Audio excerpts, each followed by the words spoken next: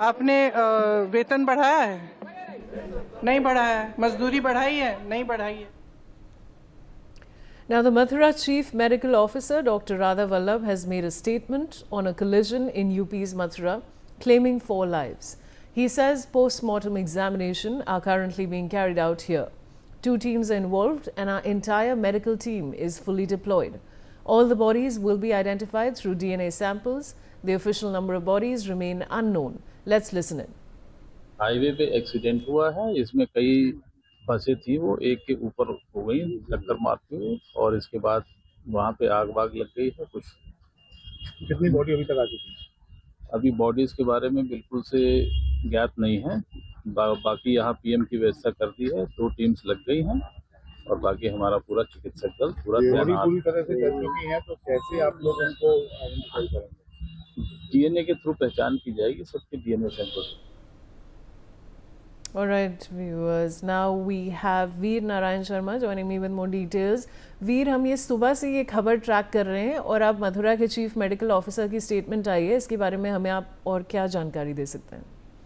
देखिए, बिल्कुल जिस तरीके से मथुरा के यमुना एक्सप्रेसवे से माइलस्टोन 127 पर भीषण सड़क हादसा हुआ था। इस सड़क हादसे में 4 लोगों की मौके पर ही मौत हुई थी और 50 से ज्यादा जो यात्री हैं वो घायल गंभीर रूप से हुए थे, जिन्हें 41 यात्रियों को मथुरा के जिला अस्पताल में भर्ती कराया गया था, जिनमें से 3 की हालत गंभीर थी, जिन्हें बर्न वार्ड में एडमिट कराया गया था। लगातार पुलिस और प्रशासन के अधिकारी उनकी देखरेख में जुटे थे, चिकित्सकों की टीम उन्हें उपचार देने में जुटी थी। लेकिन जैसे जैसे समय बीतता गया, मौतों का जो आंकड़ा है वो भी अब बढ़ता हुआ नजर आ रहा है। अब तक जिला प्रशासन ने 13 यात्रियों की मौत की पुष्टि की है। मथुरा जिलाधिकारी सीपी सिंह का कहना है कि अब तक जो मौत के जो आंकड़े निकलकर सामने आए वो 13 यात्री इस घटना में अपना परिवार खो चुके हैं, हमारे बीच नहीं रहे हैं। तो अभी तक मृतकों की अगर शिनाख्त की अगर बात की जाए तो प्रशासन शिनाख्त के प्रयास में जुटा है। अभी तक किसी भी मृतक की शिनाख्त नहीं हो पाई है। हालांकि प्रशासन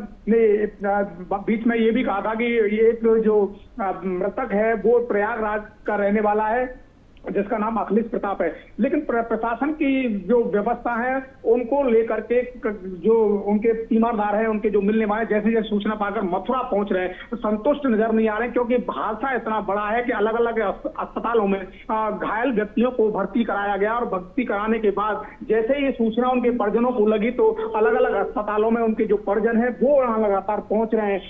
अभी जो मथुरा जिला अस्पताल से लेकर सब वृंदावन सोसैया और पोस्टमार्टम हाउस पर एक परिवार हमीरपुर राट से वहां पहुंचा था, लेकिन उनकी जो महिला है वो उसका अभी तक कोई पता नहीं चल रहा है। तो अभी भी आइडेंटिफिकेशन करने में प्रशासन को काफी परेशानियों का सामना यहाँ लगातार करना पड़ रहा है, क्योंकि जिस तरीके से जो हादसा हुआ है ये हादसा इतना भीषण था कि 2 बस पूरी तरीके से इस आग में जलकर राख हो गई। और राख होने के बाद आप अंदाजा लगा सकते हैं कि जो यात्री और उसमें फंसे होंगे उनकी स्थिति क्या रही होगी, क्योंकि जिस तरीके से 4 जो यात्री थे वो उसमें झुलसकर मौके पर ही मौत के मुंह में समा गए। उसके बाद जो गंभीर रूप से जो झुलसे थे उन्हें अस्पताल में भर्ती कराया गया। उसके बाद जब रेस्क्यू ऑपरेशन वहां हुआ तो कई आधे जले अवशेष वहां मिले, किसी का हाथ मिला है, किसी का पैर मिला है। ये कहना मथुरा के डीएम चंद्रप्रकाश सिंह का है। उन्होंने साफ तौर से बताया कि जिस तरीके से वहाँ रेस्क्यू टीम रेस्क्यू ऑपरेशन कर रही थी तो कहीं से किसी व्यक्ति का धड़ प्राप्त हुआ है, किसी के हाथ पैर प्राप्त हुए, तो अभी उन सभी अवशेषों को लेकर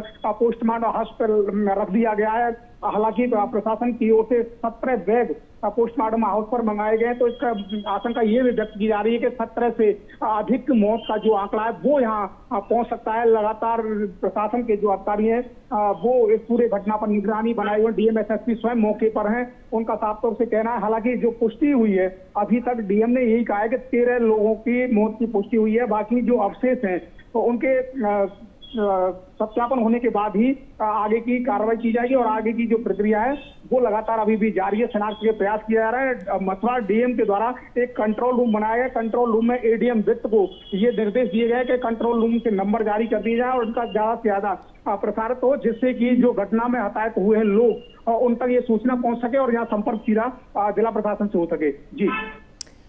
जी वीर, बने रहिए मेरे साथ। Now in Agra, long vehicle queues are being seen at Khandoli Toll Plaza due to an accident on the Yamuna Expressway. वीर, इसके बारे में आप हमें और क्या जानकारी दे सकते हैं?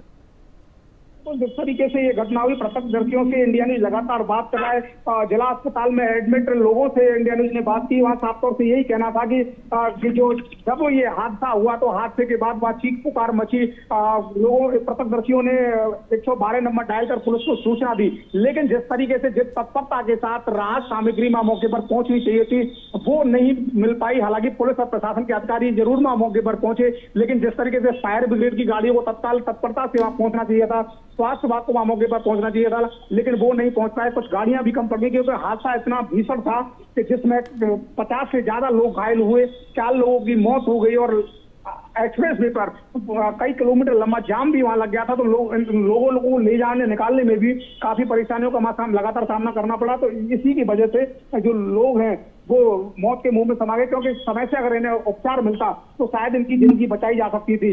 लोगों का ये भी आरोप है कि जिस तरीके से एक बस वहां पहले रुकी थी, स्लीपर बस थी, जो कानपुर हमीरपुर होते हुए नोएडा की तरफ जा रही थी। और खास बात यह है कि इसमें पूर्वी उत्तर प्रदेश के मजदूर वर्ग के लोग बैठे हुए थे और वो अपने अपने नौकरी करने, मजदूरी करने के लिए नोएडा दिल्ली जा रहे थे। और इसी दौरान जब बस होटल पर रुकी तो होटल पर रुकने के दौरान जो परिचालक हैं उन्होंने वहां शराब का सेवन किया और शराब का सेवन करने के बाद बस कुछ दूरी तक चली। उसके बाद वो बस वहां खड़ी एक बस से टकराई। इसके बाद एक बस 7 बस आपस में टकराई। 7 बसों के बाद 3 कार आती हैं, तीनों कार इन बसों से टकरा जाती। टकराने के बाद वहां आग लगती है और 2 बस पूरी तरीके से आग में जलकर राख हो जाती हैं। 3 गाड़ियां पूरी तरह वो भी उस आग में जल जाती हैं। तो कहीं ना कहीं ये इतना भीभत्स हादसा था। इस हादसे में 4 लोगों की मौके पर ही मौत हुई। उसके बाद अब मौत का जो आंकड़ा है वो लगातार बढ़ता हुआ जा रहा है। जी शुक्रिया हमारे साथ जुड़ने के लिए। And now on Oman stance on